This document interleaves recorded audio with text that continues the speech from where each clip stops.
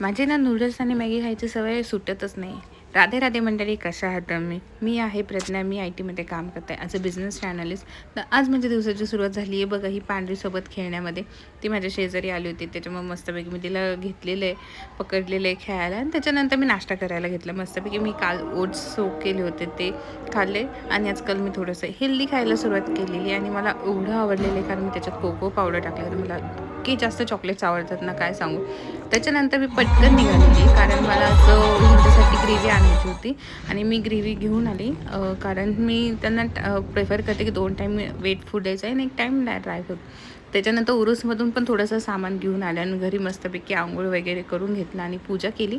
आणि मला सांगा माझा ड्रेस कसा आहे. त्याच्यानंतर मग मी बाहेर गेले आणि ॲज युज्युअल पाऊस तर आलं होतं, पण आज चांगलं त्याच्यानंतर आभाळ आले.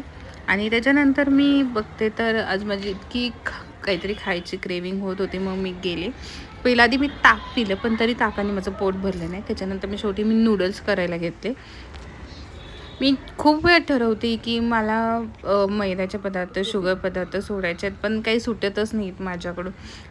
एक हेच आहे, एक चिप्स वगैरे तर मला आवडत नाहीत, पण नूडल्स आणि मॅगी असं की ते मला सुटत नाहीत. कधी-कधी एकदा सवय लागली की लागतेच.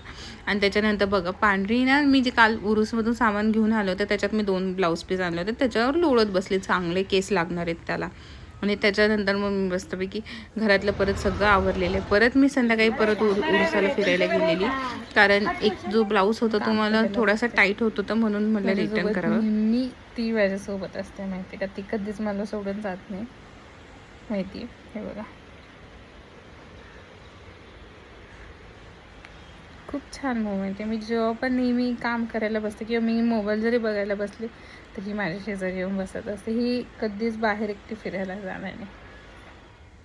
त्यानंतर मी माझं काम करायला घेतलं आणि हे बघा मी काहीतरी लिहित असताना कोण आलेलं आहे, तिथं मच्छर आलेलं आणि आयफोनची खरंच क्लॅरिटी खूप चांगली आहे बघा. तर मच्छरला कॅप्चर केलेलं आहे. त्याच्यानंतर मग काम करून घेतलं, स्किन केअर केली आणि ही बघा टूटूर कशी झोपली. असा होता आजचा दिवस माझा मंडळी. भेटूया उद्याच्या ब्लॉगमध्ये.